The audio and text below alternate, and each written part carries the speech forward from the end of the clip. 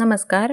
पालक म्हणून आपण नेहमी विचार करतो की मुलांसोबत घालवलेला वेळ अर्थपूर्ण कसा असावा आणि त्यांची बुद्धिमत्ता आपण कशी विकसित करू शकतो.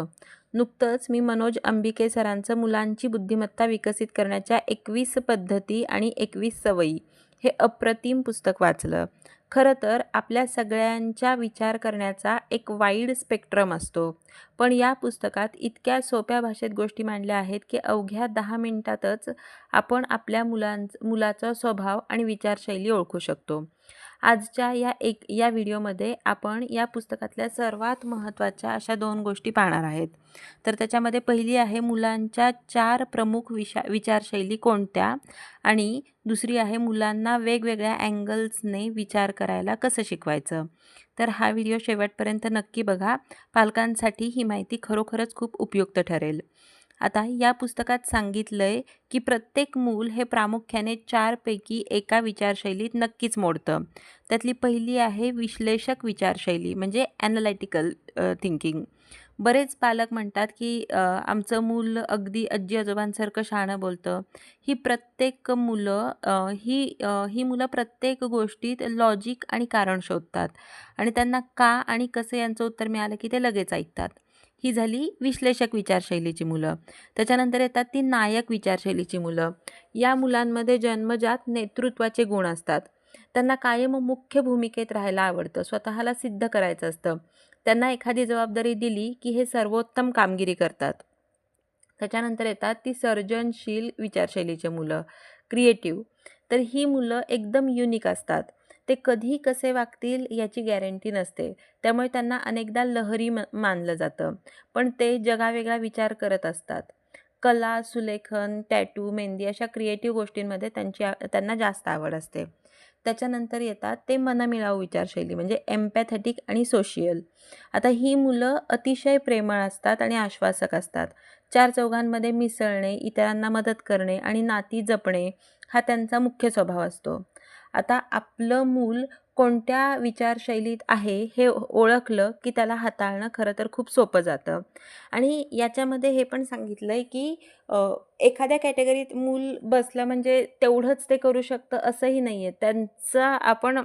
म्हणजे त्यांची डेव्हलपमेंट जास्त प्रमाणात आपल्याला करायला मदत होती. म्हणजे दुसऱ्या कॅटेगरीतलेही कामं ते चांगल्या पद्धतीने करू शकतात. पण आपण पहिल्यांदा त्यांच्या ओरिजिनल कॅटेगरीत काम करण्यासाठी त्यांना वाव दिला पाहिजे आणि मग त्याचं एक्सपान्शन केलं पाहिजे. ओके. आता त्याच्यानंतर मुलांना विचार करायला कसं शिकवायचं म्हणजे आपल्याला साधारण अंदाज असतो की कुठल्याही गोष्टीकडे बघण्याचा आपला दृष्टिकोन कसा आहे, या सगळ्या गोष्टी किंवा एखाद्या व्यक्तीचा दृष्टिकोन कसा आहे हे सगळ्या गोष्टी आपल्याला कळतात. पण मुलांना या बाबतीत विचार करायला कसं शिकवायचं, तर त्याचं ह्यांनी रंगीबेरंगी टोप्यांच्या दृष्टीने सांगितलं म्हणजे मुलांना समजावणं किंवा सांगणं आपल्याला सोपं जाईल. तर आता ह्या दुसऱ्या महत्त्वाच्या भागाकडे वळूयात. तर आता जेव्हा पुस्तकात वेगवेगळ्या टोप्या आणि चष्मे वापरून एक सोपी खेळपद्धती दिली आहे. आता ही समजावून घेण्यासाठी एक सत्यनारायणाच्या पूजेचं कौटुंबिक कार्यक्रमाचं उदाहरण दिलं आहे ह्यांनी. आता त्यातली पहिली टोपी आहे गांधी टोपी. गांधी टोपी म्हणजे काय की ही टोपी घातली की मुलांनी फक्त काय घडलं तेवढंच सांगायचं. चांगलं का वाईट हे सांगायचं नाही. उदाहरणार्थ की पूजा किती वाजता सुरू झाली, जेवण किती वाजता झालं, सगळे लोक किती वाजता आले, काय केलं होतं जेवायला, जेवण कसं होतं, ह्या सगळ्या म्हणजे काय झालं एवढं फक्त सांगायचं. त्याच्यामध्ये कुठल्या भावना, इमोशन्स वगैरे ॲड करायचे नाहीत. आणि त्याच्यानंतर किंवा चांगलं झालं, वाईट झालं हेही त्याच्यामध्ये ॲड करायला नाही पाहिजे आयडियली. आणि त्याच्यानंतर दुसरं आहे की हृदय. तर याच्यामध्ये काय मुलाने त्या घटनेबद्दल स्वतःच्या भावना सांगायच्या. उदाहरणार्थ की नातेवाईक आले तेव्हा खूप आनंद झाला, जेवायला उशीर झाला तेव्हा भूक लागून थोडी चिडचिड झाली. हे सगळ्या इमोशन्सशी रिलेटेड गोष्टी एखाद्या घटनेशी रिलेटेड सांगायच्या. त्याच्यानंतर तिसरं आहे की काळा चष्मा. याच्यामध्ये फक्त चुकीचं किंवा नकारात्मक काय घडलं तेवढंच सांगायचं. उदाहरणार्थ गुरुजी उशिरा आले, कार्यक्रमात कोणाचा तरी पाय घसरला, त्यांना लागलं, पडले. या सगळ्या ज्या निगेटिव्ह गोष्टी झाल्या त्या घटनेमध्ये, त्या दिवसामध्ये किंवा त्या प्रसंगामध्ये त्या सगळ्या सांगायच्या. त्याच्यानंतर आहे पुढची कॅटेगरी आहे ती म्हणजे पिवळा चष्मा.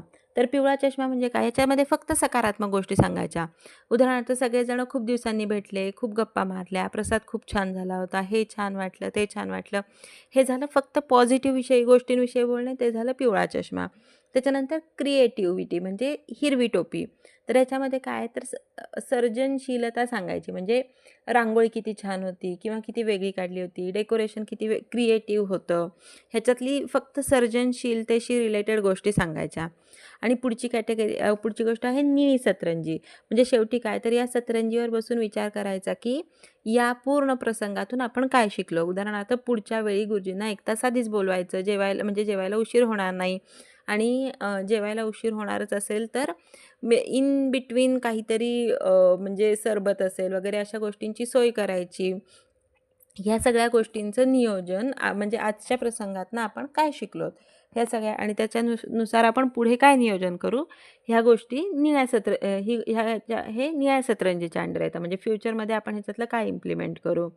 तर मनोज आंबिके सरांचं हे पुस्तक खरोखरच स्ट्रेट फॉरवर्ड आहे आणि प्रत्येक पालकाने वाचावं असं आहे.